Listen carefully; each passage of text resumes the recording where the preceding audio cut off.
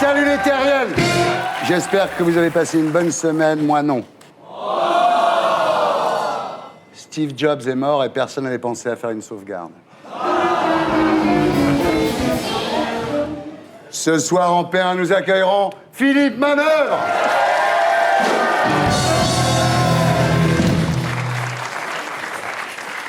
Philippe, bonsoir. Vous êtes ici ce soir parce que je commençais à en avoir marre de parler de la dette grecque, des primaires du PS, des sondages de Sarkozy.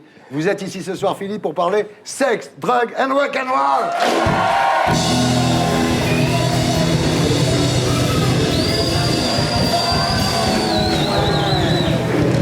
Bravo. Ils ont été bien. Alors, nous parlons de votre livre Rock'n'Roll, la discothèque idéale, volume 2, chez Albin Michel, et du coffret collector Sex Machine, votre émission culte. Alors, juste pour savoir, Philippe, quand je vous parle là, vous me regardez ou... Oui, bien sûr, Thierry. Ce sont des lunettes qui me permettent de voir à travers, rassurez-vous. Vous me regardez, moi. Alors, en P2, nous accueillerons Valérie Rousseau de Bord. Valérie Rousseau de Bord, députée UMP de la Meurthe-et-Moselle, l'étoile montante de l'UMP. Enfin, on ne sait pas si c'est elle qui monte ou les autres qui descendent. Toujours en P2, nous accueillerons Michel Boujna. Michel nous parlera de son spectacle, Enfin libre, où il nous racontera comment il a réussi à se débarrasser de son accent. Enfin, à P3, après le zapping et Guillon, nous accueillerons notre invité du samedi 20h, ce soir, Franck Daniel. Pour le livre d'Éric Coder, Dealer légal, aux éditions Max Milo, que la société Ricard, où il était représentant, a essayé de faire interdire. Voilà, l'émission s'appelle Salut les terriens et le groupe Les Gréments de Fortune.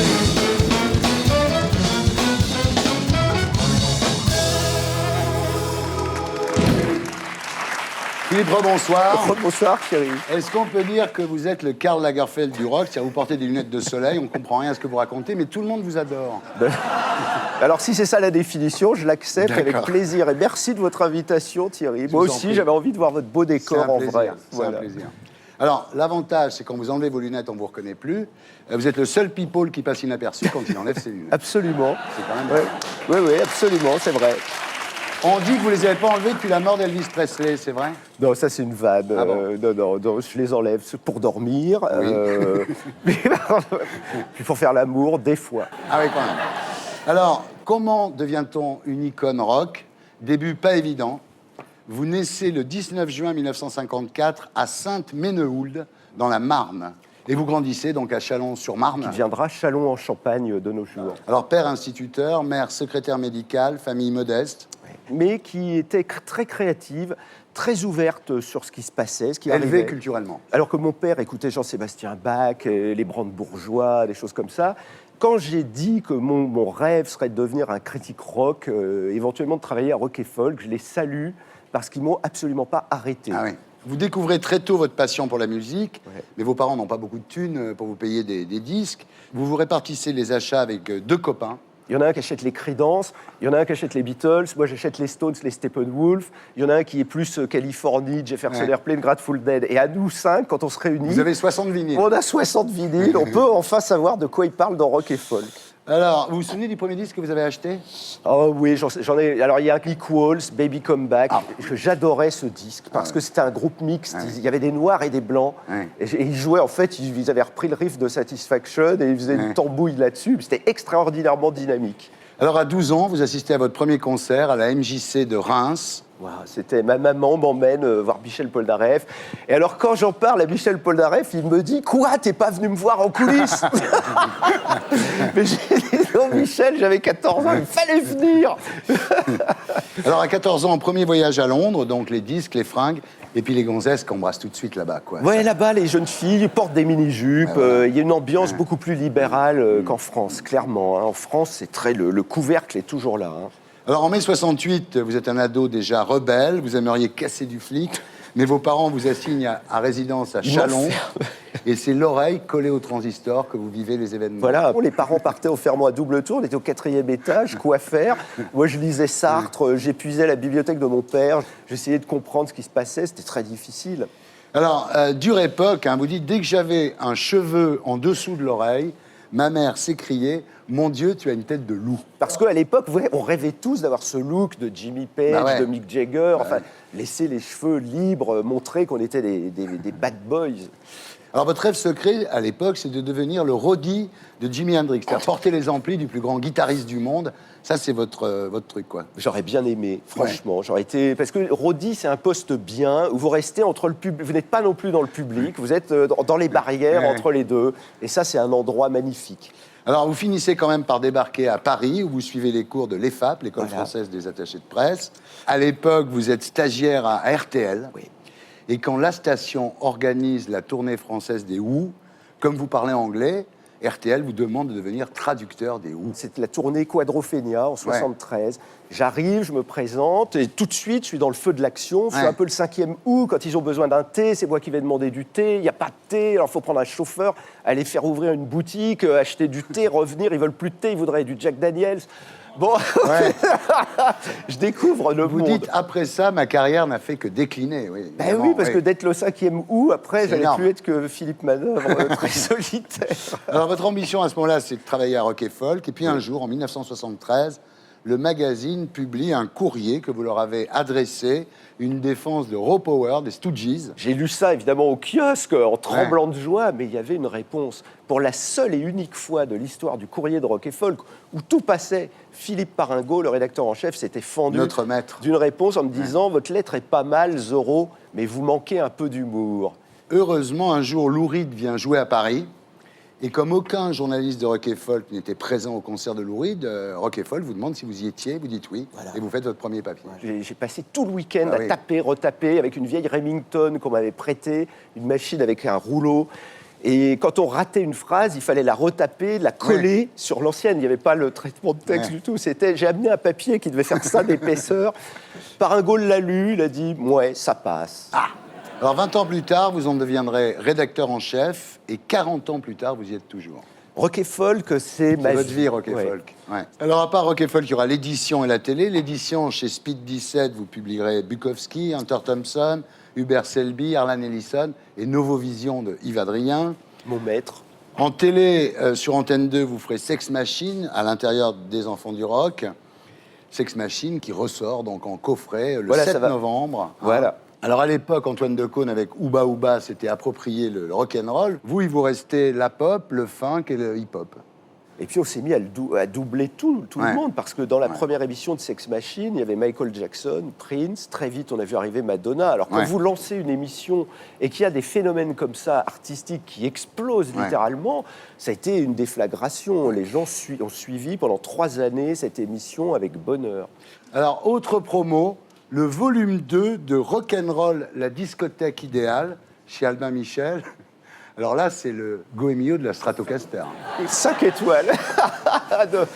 Franchement, merci Thierry, parce que, ayant vécu toutes ces aventures, je pouvais raconter comment ont été enregistrés nos chefs-d'œuvre. Alors le premier tome s'est vendu à 50 000 exemplaires. Vous avez eu des plaintes au sujet des absents. Et c'est vrai, quand on voit ce qu'il y a dans le 2, il y a Abbey Road, des Beatles. C'est Patrick Hudlin qui m'est tombé dessus en disant Abbey Road, quoi, il faut, absolument. C'est un peu le sursaut d'orgueil des Beatles, Abbey Road. Tout est fini, en fait, ils ont essayé de faire Let It Be pendant 6 mois avec Phil Spector, ils ne le sortent pas. Et là, il y a un sursaut d'orgueil des 4 Beatles qui se disent on est les Beatles, on ne peut pas quitter nos fans comme ça, faisons l'album ultime des Beatles. Voilà. Et cette phase 2, c'est vraiment... c'est magnifique. Mais c'est tout enchaîné, c'est magnifique.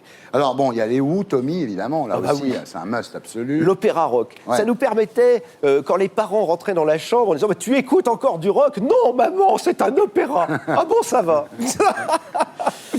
Il y a Pink Floyd, Wish You Were There, évidemment. Qui est considéré maintenant par les membres du groupe comme leur meilleur album. Et jamais le public n'a autant aimé un disque de Pink Floyd. Bowie, Ziggy Stardust, Jimi Hendrix, Are You Experienced, évidemment, grand moment. Il y a un avant et après Ed Joe. Vous étiez DJ. Mais souvenez-vous, quand vous mettiez Ed Joe, enfin voilà, tout le monde se levait. Enfin, il y a une espèce d'ambiance incroyable autour de ce disque et qui a contaminé la pop. Les Kings, qui étaient oubliés quand même, c'est malheureux. J'ai fait. Alors, vous savez, souvent, quand je sors ces livres, je fais une tournée en province. Les gens disaient, il n'y a pas les Kings. C'était la plainte numéro 1, quoi.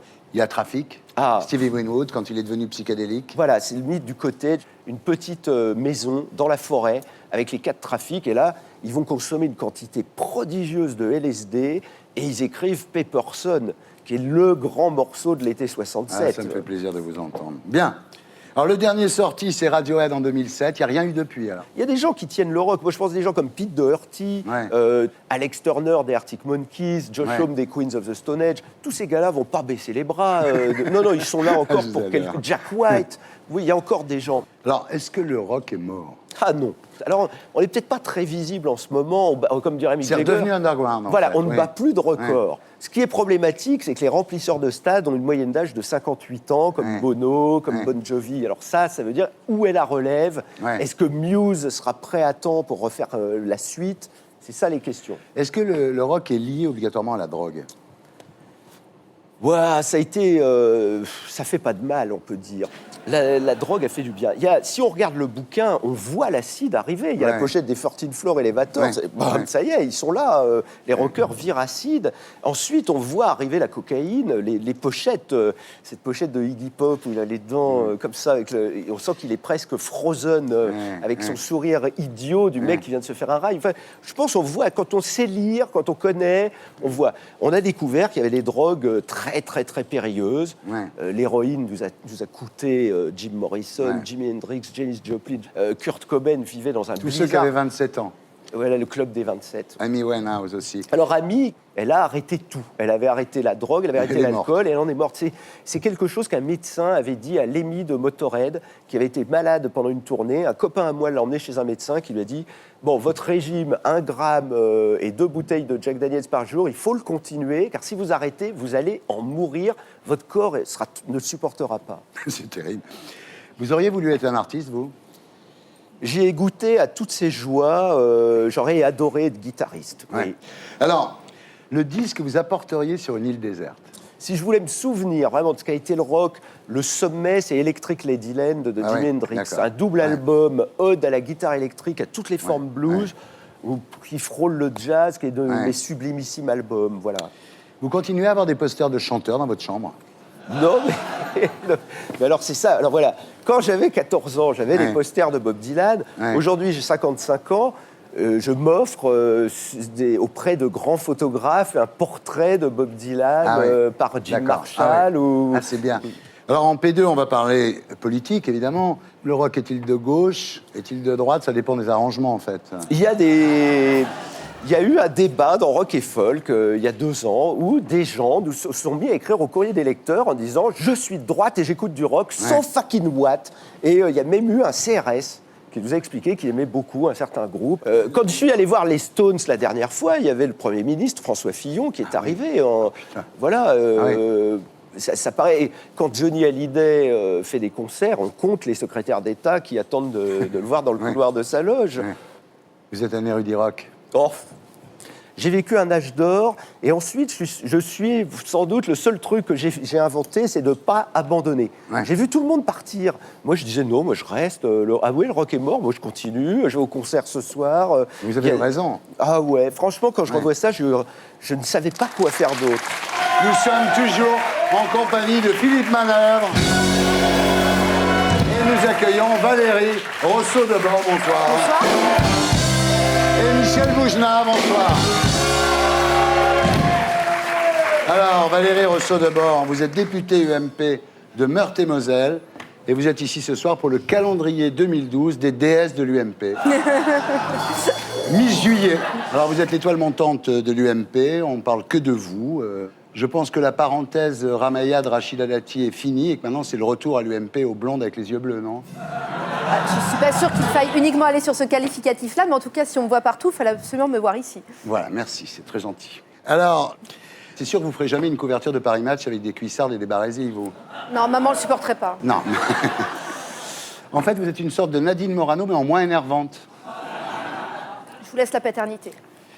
Vous taclez pas mal, hein. Vous taclez Morano, Joanneau, Rachida, Rama. Quand vous voulez un mec, faut pas vous faire chier, vous. Hein. Non, mais je crois que vous lisez trop Libération. Ah, d'accord. Alors, vous taclez aussi Hollande, avec sa chemise Célio et son scooter. Oui. C'est dramatique. C'est la banalité qui est dramatique. Le président de la République, c'est pas votre voisin. Ah. Hop. Pour 2012, vous êtes en charge du projet présidentiel. Avec Bruno Le Maire. En gros, c'est quoi? Réserver le Fouquet's pour le 6 mai? Non, on va pas réserver le Fouquet's. En fait, l'objectif, si vous voulez, c'est de décliner nos conventions, notre projet, pour le présenter aux Français. Donc, on a une étape intermédiaire qui est l'étape vis-à-vis des délégués de l'UMP, puisqu'on va avoir un conseil national qui va ratifier tout cela. Et puis nous allons avoir 3 conventions en province, une convention sur la partie régalienne, tout ce qui est sécurité, publique, une convention sur tout ce qui est relations internationales. On voit avec la crise de la Libye à quel point il est important d'être présent pour la France, qui siège à l'ONU. Et puis la partie qui intéresse chacun d'entre nous dans notre vie quotidienne, la protection sociale. 3 conventions, vous faites un projet, vous nous le présentez, on verra si on vote pour vous. D'accord. J'espère. On verra. Alors, votre ambition, c'est d'être la porte-parole de Nicolas Sarkozy. Il a besoin d'une porte-parole. Il n'a pas plutôt besoin d'un bilan, Sarkozy? Alors, le bilan...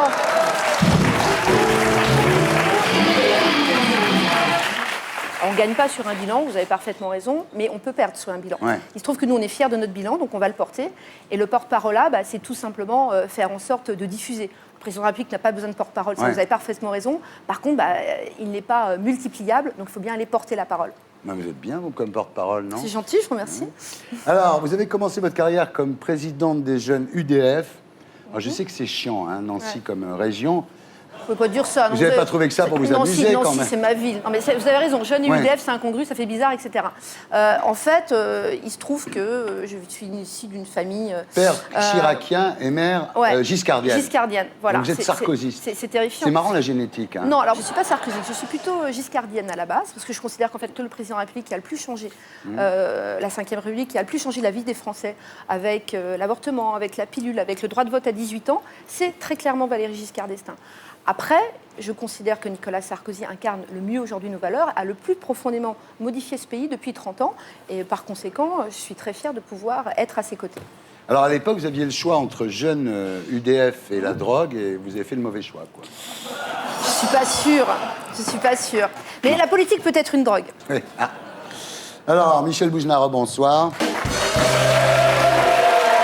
Alors Michel, vous êtes ici ce soir parce que vous venez de participer à l'Open Henri Salvador de pétanque à l'île Rousse en Corse. Une compétition de boules. On a pu croiser Nathalie Marquet, Astrid Veillon, Enrico Macias. Alors j'ai 2 questions à vous poser. Oui. Qu'est-ce que vous foutez dans un tournoi de pétanque avec la femme de Jean-Pierre Pernaut? Michel. Je vais vous expliquer, c'est très simple. Ouais. Mon impresario, qui est un immense monsieur de ce métier, qui s'appelle Charles Marouani, Oui. il a une maison en Corse depuis très très longtemps, et c'est un Corse. Et il m'a dit, si tu viens pas... Il faut sauter la maison. Et j'ai rencontré ses amis corses avec qui il joue au boule, Ouais. et je suis nul au boule, moi. Ouais. Mais nul. Ouais. Et il m'a dit, viens. J'ai dit, bon, je peux dire non. Il m'a fait, non, tu peux pas dire non. Alors j'ai dit oui. Voilà, alors ça c'était la première question, c'est pourquoi le tournoi. La deuxième, c'est pourquoi ce short fluo. Alors, Vous l'avez pas mis ce soir, hein? alors espèce de salopard. Si vous continuez à rire, je vais vous déchirer en 2 secondes. Je l'ai acheté là-bas. Ah! Je mourrais de chaud. Moitié pardonné. Alors, qui vous a battu? Astrid Veillon ou Nathalie Marquet? À tout le monde. Ah ouais. Vous vous occupez de Ramatuelle aussi? Oui, c'est plus sérieux. Vous avez vu Chirac cet été à Saint-Tropez? Non, je ne l'ai pas croisé cette Il année. paraît qu'il vous confond avec Chantal Goya. C'est possible. Donc, Michel, à partir du 20 octobre et jusqu'au 4 décembre, vous serez sur la scène du gymnase avec votre spectacle Enfin libre. C'est quoi le pitch? Je fais ce que je veux. Voilà. Ouais. Quand je veux, Ouais, à n'importe quel moment. ouais. J'improvise. Il y a des textes qui sont très écrits. Il y a en même temps une réflexion sur la liberté, Ouais. tout le temps. Mais par exemple, s'il y a un homme habillé comme vous au 2e rang, je peux m'arrêter de jouer. Ouais, d'accord. En disant, il manque le masque et le cheval, et il fait 0. Bon, et lui, je peux faire 8 jours sur lui, parce que je peux partir des lunettes aux chaussures, je peux faire un carton pendant 2 heures. Et en même temps, si je tisse ces fils avec les gens dans la salle, c'est pas juste pour m'amuser. C'est parce que quand je crée cette relation de complicité avec les gens, ils entendent aussi quand je parle de... J'ai un texte sur les SDF, par exemple. Il y avait un type qui habitait en bas de chez moi. Au début, je voulais pas le voir. Et puis au bout de quelques jours, je me dis, je peux pas ne pas le voir. Il est là. Et puis j'ai commencé à parler avec lui. Puis ça m'a marqué tout ça. Alors j'ai écrit un texte en pensant à lui. Et comme le public est très complice avec moi, il accepte aussi qu'on aborde des sujets différents. C'est un pitch qui est un peu long, mais bon... Ah oui, c'est vrai, vous aimez les trucs courts. Vous. Non, mais c'est bien. Non, mais moi, bien. je suis long, monsieur. Oui. Vous avez raison. Alors c'est marrant quand même, vous êtes juif, votre père s'appelait Joseph, vous avez une bande de potes qui vous laissent jamais, vous idéalisez un peu trop votre mère.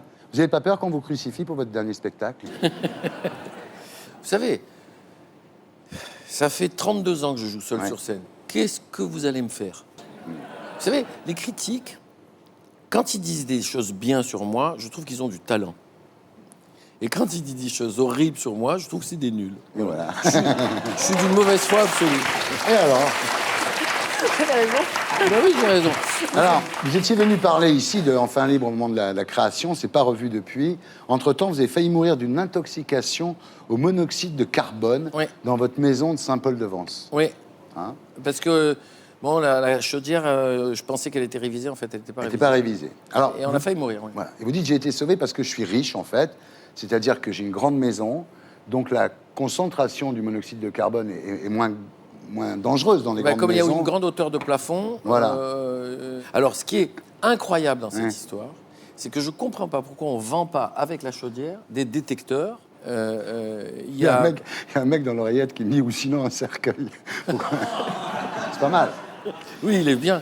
Oui, il est bien. Je vais aller chez lui dérégler sa chaudière. On va lui Dites-moi, régler alors, son... on a beau être de gauche, mais être riche, ça a des avantages, alors. Mais on peut... D'abord, je ne suis pas riche. Ouais. J'ai une maison. Oui. Oui. J'ai une maison, j'ai un toit qui a été un peu plus grand que dans mes rêves de gosse parce que ça s'est bien passé. Pourquoi vous êtes pauvre, vous? La pauvre, mais je suis pas riche non plus, hein, je veux dire. Je tiens les paris. À mon avis, vous êtes beaucoup plus riche que moi. Oui, avec tout ce que vous avez fait et tous les droits que vous devez avoir. Oui, je connais les gens de la télé. Les gens de la télé sont beaucoup plus riches que les clowns comme moi. Bon. Nous, on n'a que les recettes le soir. Voilà. Elle est con, votre question.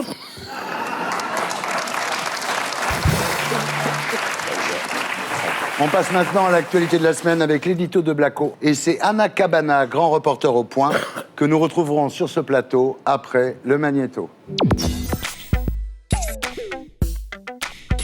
Sarkozy peut-il mener la droite à la victoire en 2012? Eh ben, pour les Français, la réponse est... À 68%, ils pensent que Sarkozy ne sera pas réélu. Au revoir, président. D'ailleurs, selon eux, le meilleur candidat pour l'UMP, ce n'est pas Sarko, c'est Juppé. Après tout, Juppé candidat en 2012, ce serait un juste retour des choses. Faut pas oublier que l'UMP a été créée en 2002 L'Union pour un grand mouvement populaire. pour permettre à Juppé de conquérir l'Élysée. C'est un grand bonheur pour moi. D'ailleurs, c'était lui le premier président du parti. Mais patatras, condamné en 2004 dans l'affaire des emplois fictifs de la mairie de Paris, il démissionne. C'est pour moi l'occasion de dire que j'ai pour Jacques Chirac une affection profonde. Et du coup, Sarko lui pique la tête de l'UMP et hop, en 2007, il entre à l'Élysée. Il vit dans un théâtre de marionnettes. Du soir au matin, il cogne sur la tête. C'est rageant pour Juppé, d'autant que l'affaire des emplois fictifs, c'était pas bien méchant. La preuve, le procureur a récemment requis la relaxe pour Chirac. En revanche, cette histoire de financement en liquide de la campagne Balladur, ça éclabousse pas mal d'amis de Sarkozy. Mais il sait tout faire et fait des affaires qui souvent le font mettre en colère.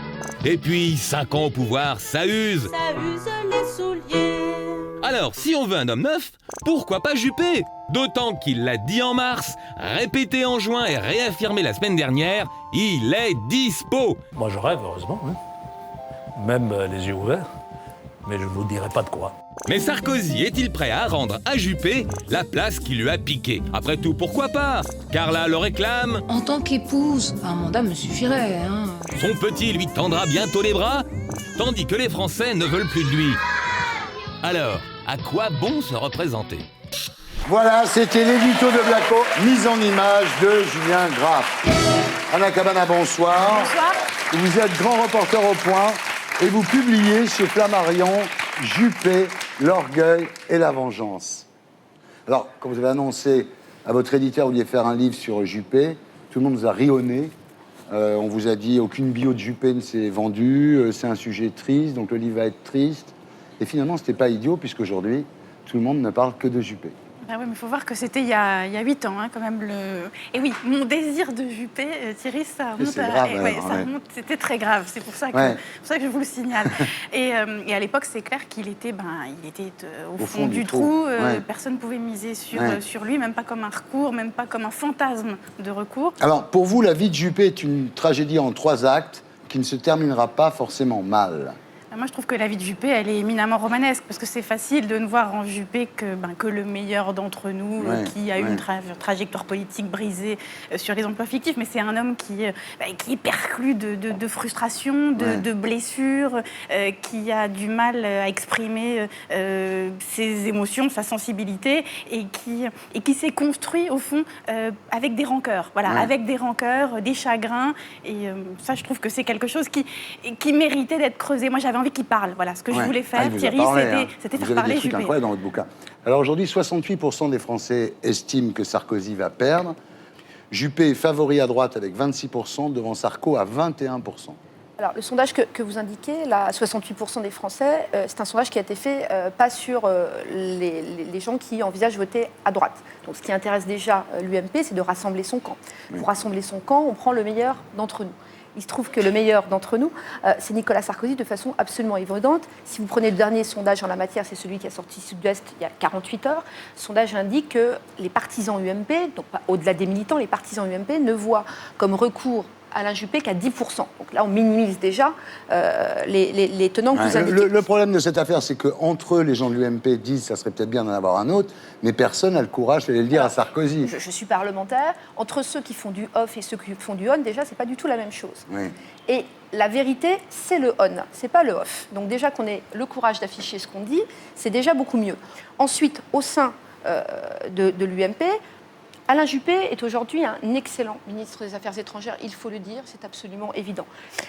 Mais c'est aussi un homme qui avant tout met l'intérêt général et l'intérêt de la nation au-dessus de tout. Et il considère qu'aujourd'hui, le meilleur candidat, c'est Nicolas Sarkozy.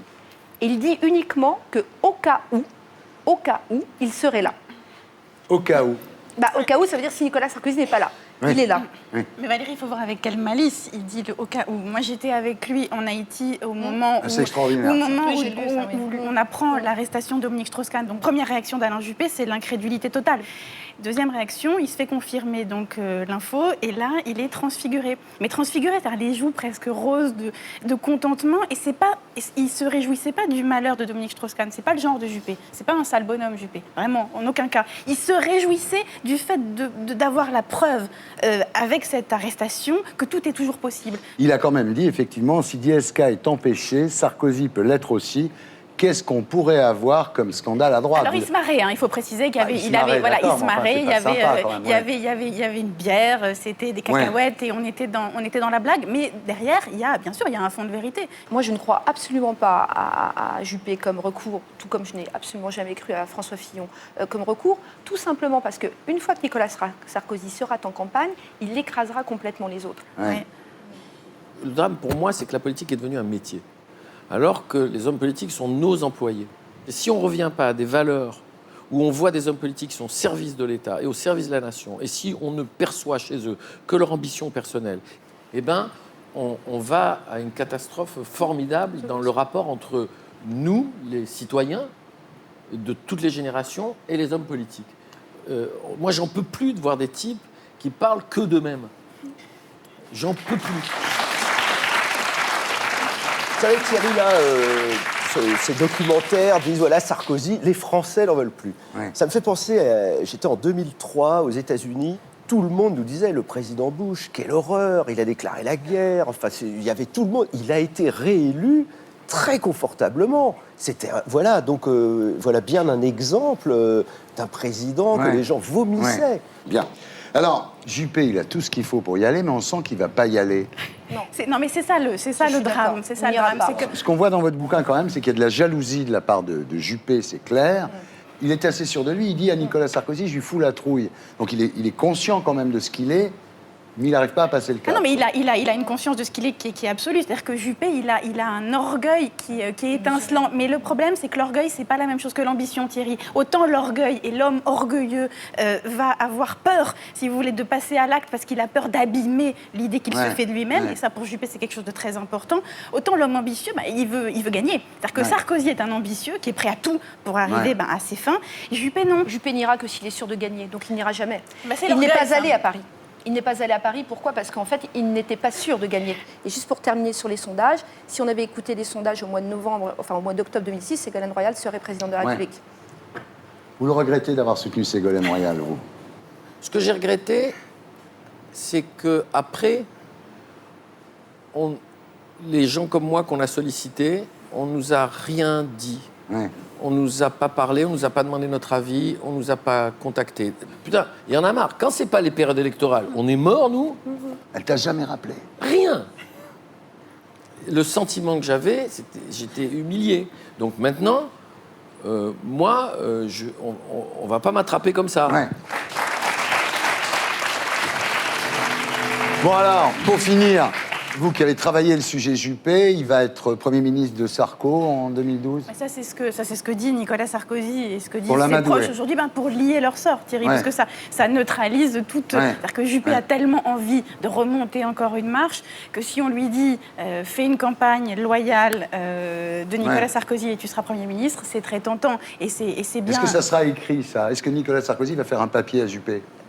Nicolas Sarkozy fait des promesses, c'est des promesses de campagne. Mais c'est encore pire qu'avec les artistes. C'est encore pire qu'avec les artistes. Nicolas Sarkozy fait sans doute très peu de promesses. Très peu. Mais en 2007, il nous en a fait à nous. Non, Nicolas Sarkozy ne fait pas de promesses aux personnes sur les postes. Il est bien trop intelligent pour faire cela. Et c'est surtout dans l'entourage d'Alain Juppé qu'aujourd'hui, on laisse dire qu'il pourrait être Premier ministre. Et quand même, il faut savoir qu'à l'Élysée, il y a quand même des conseillers de Nicolas Sarkozy qui tiennent des listes de gens, d'élus, de parlementaires, Valérie, à qui le président de la République a laissé entendre qu'il aurait un poste. Et cette liste, Thierry, elle fait plusieurs pages. Depuis le début du quinquennat, il y aurait quand même une quarantaine de noms de parlementaires et qui attendent toujours, Thierry. Aujourd'hui, ça va mal pour Sarko, il n'arrive pas à être un vrai président, même avec la Libye. Il y a la perte du Sénat, ça c'est historique. Il y a les affaires, Karachi, où ses proches sont mis en examen, Bazir, Gobert. Sur l'affaire Karachi, parce que c'est important, Nicolas Sarkozy a des amis. Vous avez des amis. Moi, si j'ai un ami curé et que ce curé vole un pain, est-ce que je vole un pain ? Non. C'est un peu facile, si vous voulez. Là, c'est un petit peu le procès stalinien. Il faut que Nicolas Sarkozy prouve qu'il n'a rien fait. Ce n'est pas ça la justice française. La justice française, c'est à partir du moment qu'on a des éléments de preuve, on va étayer ces éléments de preuve. En tant que passant dans la rue, je me dis, c'est le bordel. Le sentiment qu'on a, c'est que... Putain, ça fait beaucoup quand même. Ça fait vraiment beaucoup, quoi. Alors, qu'est-ce qu'il y a ? Évidemment, il n'y a pas un type qui va à la télévision pour dire « Oui, c'est vrai, il s'est passé ça ». De toutes les façons, ils disent tous « Il ne se passe rien du tout ». Attendons que la justice passe. Les juges ont démontré leur indépendance à plusieurs reprises, et tant mieux. Aujourd'hui, ce ne sont que des supputations. Vous vouliez dire quelque chose ? Oui, non, ce qu'on voit, c'est que des très très proches amis de Nicolas Sarkozy sont aujourd'hui, ont été placés en garde à vue. Moi, j'étais à New York avec Nicolas Sarkozy quand Nicolas Bazir, c'est le frère siamois de Nicolas Sarkozy, quand il est donc garde à vue de Nicolas Bazir, je peux vous dire que ça a bousillé le déplacement présidentiel à New York. C'était censé être une vraie belle séquence. On devait écrire une très belle page de politique internationale. Au total, Sarkozy faisait la gueule. Il n'habitait pas du tout ses discours. Il était contrarié. Ça lui a gâché le plaisir. Mais ça lui a gâché, mais ça a fait qu'il n'était même pas bon, alors que c'est un très bon tribun. Et là, il y avait des interférences sur toute la ligne. Ça, c'est catastrophique. Je peux vous dire que c'est quelque chose qui va pourrir la campagne. Philippe, vous préférez Anna Cabana ou Valérie Rousseau de Bord? Je ne peux pas répondre. Anna est très bien. Non, je ne peux pas répondre à cette question. Il n'y a aucune question politique, en fait, parce que nous, les rockers, on s'est en dehors de tout ça. Ça nous fait rigoler, quoi, mais c'est tout. On assiste à une gigantesque partouze politico-médiatique, admettons-le. Voilà. C'est très difficile de comprendre pourquoi ces gens politiques viennent sur des plateaux de show business, en fait. Est-ce que c'est pour nous rappeler la pensée Alors voilà, on les invite, ils viennent, à la différence de nombreux artistes. C'est peut-être ça leur force. Très bien, ce sera le mot de la fin. Alors Anna, merci d'avoir été avec nous. Donc, je conseille la lecture du livre d'Anna Cabana. Michel, merci d'avoir été avec nous. Nous sommes toujours en compagnie de Valérie Rousseau-Debord, Philippe Manœuvre. Et nous accueillons notre invité du samedi 20h ce soir, Franck Daniel, bonsoir. Accompagné de son avocat, Maître Montourcy, bonsoir. Alors, Franck, aujourd'hui, Pernod Ricard est numéro 1 mondial de la vente de vins et spiritueux. Mais derrière cette fabuleuse réussite se cache une armée de représentants qui font le tour de tous les comptoirs du monde pour faire déguster les produits. Cette vie, vous l'avez vécue pendant 11 ans, le corps imbibé de Ricard en permanence. Vous y avez laissé votre santé, votre famille et votre mariage. Vous racontez tout ça dans un livre d'Éric Coder, intitulé « Dealer légal », publié chez Max Milo, et vous nous en parlerez à 20h. En attendant, j'accueille Stéphane Guillon.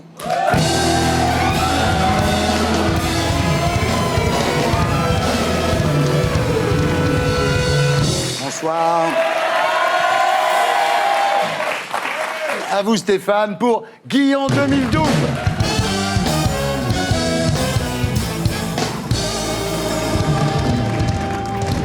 D'après certains journaux, un étage entier de la clinique de la Muette aurait été bloqué pour l'accouchement de la première dame de France. C'est normal, c'est normal. Faut surtout pas inverser les bébés. Vous imaginez un couple qui part sans le savoir avec le petit Sarkozy? 3 ans plus tard, il se retrouve avec un enfant hyperactif qui fait sa loi à la maternelle, coasse ses professeurs, a réponse à tout. Une boule de nerfs agitée de spasmes. Quand il mange des cornflakes, il en met partout. Et puis à la moindre réflexion, il prend la France en exemple. Papa, qu'est-ce que les Français auraient dit si ce matin, avant de partir à l'école, je t'avais dit je vais manger mes miel pops avec les doigts plutôt qu'avec une cuillère pour pas en mettre partout, hein? Qu'est-ce qu'ils auraient dit? Mange comme un cochon. Ben moi, je préfère manger avec une cuillère et respecter les Français. S'il perd en 2012, Nicolas Sarkozy pourrait faire du cinéma. Des essais ont été réalisés aux côtés de Robert De Niro, grand spécialiste des films mafieux. Sarkozy jouerait son propre rôle. Mallette de billets, commissions occultes, écoute illégale. Robert s'est dit impressionné par les connaissances du chef de l'État.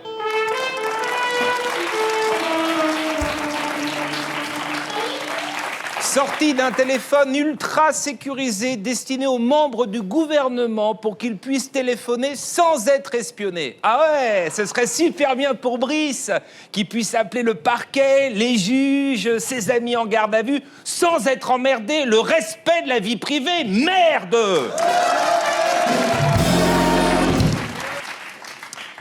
Une employée de Liliane Bettencourt a signalé le vol de 2 enveloppes contenant 440 €. C'est bien la première fois qu'on s'inquiète de la disparition d'enveloppes chez les Bettencourt. C'est vrai, avant, c'était beaucoup plus cool. Dites-moi, Marie. Oui, madame. Où est passée l'enveloppe avec les 150 000 €? Éric, Nicolas et Brice Hortefeux sont passés la chercher. Ah, très bien. C'était suffisant. Ils étaient contents. Pour le meeting de samedi, ça ira, madame. Mais il repasse lundi pour les frais de bouche d'Édouard et le week-end de Jean-François au Cap d'Antibes. Ah, très bien, Marie, formidable. Quel avenir pour Ramayad, s'interroge la presse. L'ancienne secrétaire d'État avait placé tous ses espoirs dans la candidature de Jean-Louis Borloo. Bah oui, mais bon, une conversation de bistrot, faut que ça reste une conversation de bistrot. Le gars te dit « Rama, je vais être président de la République, je vais me présenter, c'est le moment !» Le lendemain, il est passé à autre chose. Avec ce genre de type, tu bois des coups, tu joues au 4-21, mais tu ne parles pas politique. Valérie Trierweiler, la compagne de François Hollande, a remis à sa place Marc-Olivier Fogiel. Journaliste politique, c'est un métier. Bon, c'est vrai que Fogiel a évoqué de façon très lourdingue l'ex-couple Royal-Hollande. François Hollande, bonsoir. Sur le plateau de France 2, après le débat des primaires, vous n'avez pas embrassé Ségolène, vous lui avez serré la main. Est-ce un choix délibéré? Qu'est-ce que ça fait d'affronter son ex, une personne avec qui on a fait l'amour? Les Français veulent savoir. Quand vous parlez TVA sociale, est-ce que vous la revoyez encore en nuisette au petit matin, offerte? Bonsoir. Si vous êtes élu, pourriez-vous la nommer ministre, une sorte de prestation compensatoire? Est-ce qu'au fond, c'est pas plus facile de faire la bise à Martine Aubry, avec qui vous n'avez jamais couché? Les Français veulent savoir. Bonsoir. Sur Twitter, Valérie Triveller ajoute « Si Marc-Olivier Fogiel ne veut pas qu'on parle de sa vie privée, qu'il respecte celle des autres. » C'est vrai. Ah, c'est vrai. Personne n'a parlé de la naissance de la fille de Fogiel. Est-ce que Marco l'allait? Est-ce qu'il a accouché sous péridurale? Est-ce qu'il a retrouvé son poids? Qui est l'heureux papa? Il y a eu une énorme discrétion. Tristan Bannon s'apprête à sortir un livre de 126 pages sur ses déboires avec DSK. Extrait. Ma vie, que l'on a cassée comme on déchire un dessin raté. Mes tripes, que des journalistes ont tricotées comme de la laine pour se faire un pull pour l'hiver. C'est du sous-Harlequin. Il faudrait que DSK essaye de violer des gens qui savent écrire. Christine Angot, Anna Gavalda, Virginie Despentes. Sinon, au final, les victimes, c'est nous.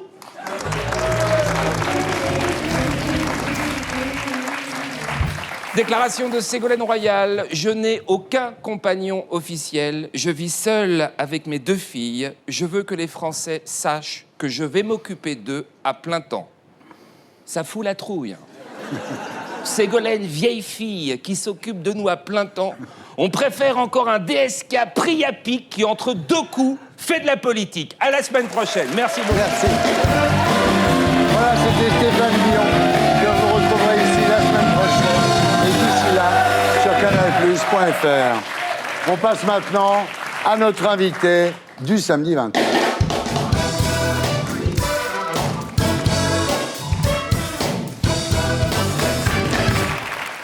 Franck Daniel, rebonsoir. Vous êtes le héros d'un livre d'Éric Coder, publié chez Max Milo, intitulé Dealer légal, où vous racontez vos 11 ans passés chez Ricard à faire boire des coups. C'était votre boulot. Et ça vous a coûté votre santé, votre famille et votre mariage. Alors, vous êtes né le 14 novembre 1966 à Fontenay-aux-Roses, dans le 92. Votre père était un chanteur raté, VRP pour des revues techniques automobiles, toujours en vadrouille, aux 4 coins de France, rarement à la maison. Et votre mère, elle élevait le mieux possible ses 3 garçons dans une HLM, sans trop compter sur l'argent du père. Elle en pleurait souvent, votre mère, de ça, non? Comme toute mère qui essaye d'élever ses enfants avec rien. Ouais. Donc c'est vrai que c'était dur, mais ça nous a appris à avoir certaines valeurs. Ouais. C'est pour cela qu'à 14 ans, vous décidez de travailler, ce qui vous oblige à falsifier votre carte d'identité, parce qu'il faut avoir 16 ans. Alors votre père est d'accord à condition que vous reversiez la moitié de votre salaire à votre mère. C'était la condition sine qua non. Ouais. Pour lui, il partait du principe que lorsqu'on travaillait, il fallait ramener de l'argent à la maison. Ouais. Alors vous commencez comme vendeur de pommes de terre, puis vous êtes commis dans une crèmerie, mais rapidement vos ambitions s'affirment, vous voulez devenir quelqu'un. J'ai voulu surtout ressembler à une personne libre. Et moi, la liberté, c'était d'être représentant. Alors après un CAP de commercial et un BEP de vendeur, vous trouvez un job dans une boutique du Sentier, et là vous découvrez les rudiments du métier de vendeur. C'est-à-dire qu'un mec vous achète un costume, vous lui donnez une cravate, une ceinture, enfin, vous comprenez comment ça marche, quoi. Savoir donner pour vendre plus. Voilà. Un bon client, c'est un client qui revient. Qui revient avec le sourire. Voilà.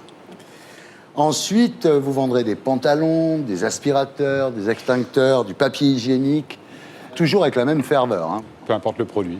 Et c'est là que vous voyez dans le Nouvel Observateur une annonce de la société Ricard qui cherche des représentants. Alors, vous n'avez pas le bac+2, mais vous y allez quand même. Vous dites que c'était la chance de ma vie. Et je suis rentré dans cette grande société. Ouais. Dès les premiers échanges, les recruteurs vérifient que vous aimez le Ricard. Hein.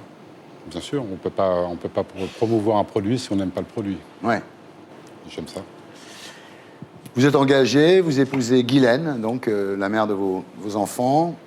Et là, il y a l'épreuve du crash test. C'est-à-dire qu'on vous invite à la foire au fromage à Coulommiers, sur le stand Ricard. Et en 2 heures, vous enfilez 20 apéros comme si de rien n'était, quoi. C'est une mise à l'épreuve. me concernant. Ouais. Et vous réussissez très bien. En m'arrêtant, dormir dans la voiture, oui. Ouais. Le lendemain, le patron vous appelle pour vous féliciter. Tout va pour le mieux. Alors, le boulot vous plaît. Hein, vous gérez 800 clients que vous devez voir une fois tous les 3 mois. L'objectif, c'est d'écouler 300 bouteilles par jour. Oui. C'est beaucoup, mais bon, ça faisait partie du travail. Ouais. Donc, vous débarquez dans les bistrots à l'heure de l'apéro en disant « Bonjour, c'est la société Ricard, tournée générale ». C'était la carte de visite. Ouais. Alors, vous pouvez pas boire un Diabolomante ou une Verveine, vous êtes obligé de boire du Ricard avec les gens qui boivent du Ricard. Déjà, il est difficile de pouvoir trinquer avec un verre autre que le produit que vous proposez. Ouais. Alors, vous payez votre tournée, puis il y a de la surenchère. Le patron paye la sienne. À partir du moment où on crée une convivialité, donc on oblige déjà une personne à rentrer dans notre jeu, et après, automatiquement, la personne veut nous rendre l'appareil. Donc, on ne peut pas refuser. Ouais. C'est un cercle vicieux. Vicieux. Alors, pendant 11 ans, vous allez boire 20 à 30 verres par jour. Quand vous arrivez chez vous, vers 21h, vous êtes crevé. Vous n'avez pas trop la force de discuter avec votre femme. On évite de parler de ces choses-là. Elle le sentait. Oui. Voilà. Et vous vous endormez, la tête un peu embrumée des vapeurs de Ricard. Et surtout en train de préparer la journée après à venir. Oui, parce que vous êtes au boulot à 6h30 le lendemain matin. À l'ouverture des bars. Ouais. Alors évidemment, votre patron vous adore. Moi aussi. Quand ça va pas, il vous remonte le moral. C'est une famille. De temps en temps, ils vous sortent un peu dans les boîtes à la mode. Ils vous font rencontrer des gens connus. Donc finalement, vous êtes... Totalement heureux. Je vivais quelque chose que je n'aurais jamais pu vivre en temps normal. Ouais. Quand il y a des vacances, vous êtes dans le centre d'hébergement du comité d'entreprise. Donc nourri, logé, blanchi. Alors, vous possédez à fond votre technique de vente. Hein. Alors, je ne sais pas si c'est des choses qu'on vous explique ou si c'est vous qui les découvrez tout seul, mais vous dites, faites-vous un ami par jour. C'était les propos du fondateur. Donc, je l'appliquais à la lettre. C'est pas compliqué de se faire des amis. À partir du moment où on peut boire avec la personne et discuter de certaines choses personnelles. Miser sur la force sociale de l'alcool pour inciter à la consommation. C'est vrai. Alors le problème, c'est comment conduire ivre à longueur de journée pendant 11 ans sans y laisser son permis de conduire. Et là, vous découvrez qu'il suffit de se faire des amis dans la police en leur offrant des mignonnettes. Moi, sur mon secteur, je savais comment rentrer tranquille. Donc je savais contacter certaines personnes et leur préparer des apéritifs aussi, parce qu'ils ont des pots de départ. Donc vous achetiez les flics, en fait? J'étais bon ami avec les autorités. Ouais. Et là, c'est terrible, parce que comme Ricard est une marque qui vieillit, à un moment, la société décide de vous demander de cibler les jeunes. Alors là, vous mettez en jean, en Santiago, vous remettez un petit brillant dans l'oreille, vous rasez la boule, pour faire jeune, quoi, pour attaquer un nouveau marché. Voilà, savoir se fondre dans la foule, ne pas être différent d'eux. Ouais. Alors là, vous organisez des karaokés dans les bars, dans les clubs, pour forcer les jeunes à boire, en fait. Pour leur faire connaître le produit. Ouais. Vous êtes sûr qu'ils étaient majeurs, les clients qui étaient là? Je n'ai jamais demandé leur pièce d'identité. Alors, il y a aussi les soirées étudiantes. Alors là, c'est une bouteille gratuite pour 3 achetés. C'est sympa, sauf qu'il faut acheter 600 bouteilles. 200 bouteilles gratuites et ensuite, il faut écouler la marchandise. Ouais. Alors là, vous donnez des carafes, des gobelets, des jeux, des cadeaux, il y a des hôtesses, enfin, tout ça est très marketé. Hein. C'est le but. Le but, c'était de donner une bonne image de l'entreprise. Un jour, quand même, après une animation comme ça, vous faites traiter d'assassin. Par qui? C'est un monsieur que je ne connaissais pas. Je n'ai pas demandé à le connaître plus. Je suis rentré dans ma voiture, tout simplement. Ça vous a fait réfléchir? Absolument pas. Je n'étais pas un assassin, j'étais un homme pour amener du plaisir. Moi, je ne voyais pas le mal. Ouais. Alors voilà, désormais, vous êtes chargé à longueur de journée, vous êtes imbibé par le Ricard, hein. Vous sentez le Ricard, vos draps sentent le Ricard, vous baignez là-dedans, c'est le cas de le dire. Je voyais pas le danger. Ouais. Absolument pas. Alors un jour, votre femme, quand même, finit par craquer. Elle fait une dépression très grave. Vous l'aviez pas senti venir, ça? Non. Pour sentir les choses venir, il faut être présent. Ouais. J'étais souvent absent du domicile conjugal. Ouais. Alors à l'époque, c'est vrai que vous travaillez du lundi au vendredi, donc de 6h30 à 14h. Oui. Ensuite, faites une petite sieste. Dans la voiture. Et vous reprenez à 20h jusqu'à l'aube. Et pour démarrer le matin, les jours où c'est un peu compliqué, à 6h30, vous faites un petit Ricard, quoi. Voilà, fallait que je me donne la force. Ouais. Vous vous rendez compte à l'époque que vous êtes alcoolique? Non, absolument pas. Absolument pas. Et même mon ex-épouse ne pouvait pas m'en parler parce que je ne me considérais pas comme un alcoolique. Voilà, là, vous vous mettez à vomir du sang. Oui. Et un jour, et là, c'est terrible, dans votre voiture, vous commencez à vous vider de votre sang par l'anus. Vos sphincters ont lâché. Vous avez une hémorragie anale. L'intestin était bouffé par le Ricard, quoi. L'intestin était abîmé. Maintenant, il n'y a aucun lien qui a été prouvé que c'était lié au Ricard. Vous dites ça parce qu'il y a votre avocat? Je dis ça parce que je ne suis pas là pour incriminer qui que ce soit, ni ce que j'ai fait. Je l'ai fait, j'en ai subi les conséquences. Là, à cette époque-là, vous vous retrouvez avec des couches pour adultes. Oui. Alors, vous reprenez le boulot, vous faites une grosse fête de 3 jours. Là, il y a un Ricard a racheté une marque de gin espagnol. Vous y allez, buvez pendant 3 jours. Oui. Non-stop. Vous vous retrouvez à l'hosto, quand même. Au retour. Ouais. Et quelques mois plus tard, vous êtes licencié. Pourquoi? Vous vendez moins de Ricard? Non, parce que je suis tombé malade. Alors, votre plus gros combat reste à venir, c'est le sevrage. Très, très dur.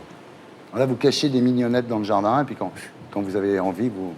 J'habitais à une ferme avec il y avait une grange, une écurie. Et je cachais tout à droite à gauche. Ouais. Puis vous prenez des cachets, des antidépresseurs. Oui. Vous avez pris 1400 cachets en un an. Et vous arrivez à oublier l'alcool avec tout ça? Non. Ça abrutit plus qu'autre chose, mais ça ne vous enlève pas l'envie. Un jour, vous essayez de vous suicider avec une boîte de Lexomil. Vous passez 2 jours dans le coma. Oui, c'est là que je me suis trompé. Au lieu de prendre justement de l'alcool avec Lexomil, j'ai pris de l'eau. Sinon, vous seriez mort, vous croyez? Si j'avais pris de l'alcool avec, oui, bien sûr. Alors là, à ce moment-là, votre femme, elle n'en peut plus, quoi. Elle prend les 2 mômes sous le bras et elle s'en va chez sa mère. Et j'accepte. Ouais. Et vous aussi, vous retournez chez votre mère. Par obligation. Retour à la case départ. C'est dur, ça. C'est dur, mais bon. C'était le prix à payer. Ouais. J'étais à la rue. J'avais plus rien. Donc, c'était, voilà, elle m'a sauvé. Alors voilà, vous avez rencontré une autre femme. Oui. Vous habitez à Grasse. Oui. Alors vos filles ne veulent plus vous voir. Il y en a même une qui a changé de nom. Oui. Je peux pas les juger. Je peux pas les juger. Est-ce que moi-même, en tant que papa, j'ai eu le comportement idéal? Ouais. Est-ce que j'étais présent quand elles avaient besoin de moi? Ouais. Pour moi, je pensais simplement que pouvoir acheter ce que je pouvais pour ce qu'elles voulaient suffisait. Et en fin de compte, non. Un enfant a besoin aussi d'amour, de communication. C'est le cas de beaucoup de papas. Voilà. Alors, ce bouquin, Ricard a essayé de le faire interdire. Comment ça se fait qu'il ne soit pas interdit? Alors là, je pense que... Depuis que je connais M. Daniel, il y a eu 2 procès consécutifs à ce livre. La Société Ricard a perdu le premier procès devant le tribunal. La Société Ricard a fait appel. Elle a perdu en appel le second procès. La Société Ricard a formé un pourvoi en cassation actuellement. Et au-delà des antagonismes que nous pouvons avoir sur le fond, puisque je défends la liberté d'expression de M. Daniel, et la Société Ricard cherche à restreindre cette liberté d'expression, je tiens à saluer la dignité des débats qui ont eu lieu, puisque chacun a apporté des éléments de preuve. M. Daniel a apporté des attestations, des notes internes de la Société Ricard, qui ont jusqu'à présent, dans le cadre de ces 2 procès, permis au juge de considérer que M. Daniel était de bonne foi. J'ai l'impression de me voir, quand j'avais arrêté mon traitement alcoolique personnel, parce que j'étais allé assez loin dans le truc, avec des bourbons américains, etc. Mais très vite, j'ai dû m'arrêter, pareil, et on est brisé. On ressort de là, on est calciné, on a tous les nerfs à vif, et on est détruit. On est un mec détruit parce que l'alcool était notre fondement. Évidemment, on avait un coup dur, buvons un coup, il se passait un truc bien, rebuvons un autre coup, etc. Et quand on vous arrache ça, soudain, vous êtes une écorce de bonhomme. Vous ne savez plus trop ce que vous faites dans la société, surtout quand vous sortez et que vous entendez les gens boire et soudain le son monter comme un Boeing qui décolle et vous êtes là au sol à dire oui, qu'est-ce qui se passe et tout. C'est affreux et c'est vachement difficile. Quand on est... Moi-même, j'étais dans un métier où les gens rentraient dans mon bureau, ça surprenait personne qu'il y ait une bouteille de Bourbon sur le bureau. Rédac chef de Roquefort, cool man, allons boire une bière. Effectivement, au bout de 10 ans, le corps, mon corps, pareil, a dit, nous, il faut qu'on arrête là, l'expérience est terminée. Quoi. Il y a combien de temps que vous n'avez pas bu, Philippe? 11 ans. Mais pas une goutte. Très bien. Merci de votre témoignage, dans tous les cas. Voilà, c'était Salut les Terriens, votre talk du samedi avec Philippe Manœuvre pour la discothèque idéale volume 2 chez Albin Michel. Merci. Valérie Rousseau-Debord, députée UMP de Meurthe-et-Moselle. Michel Boujna pour son one-man show Enfin Libre à partir du 20 octobre au théâtre du Gymnase. Anna Cabana pour Juppé, l'orgueil et la vengeance chez Flammarion. Et Franck Daniel pour Dealer légal d'Éric Coder chez Max Milo. Merci. Merci à tous ceux qui m'ont aidé à faire cette émission. Je vous laisse avec Groland.com. Salut les terriens.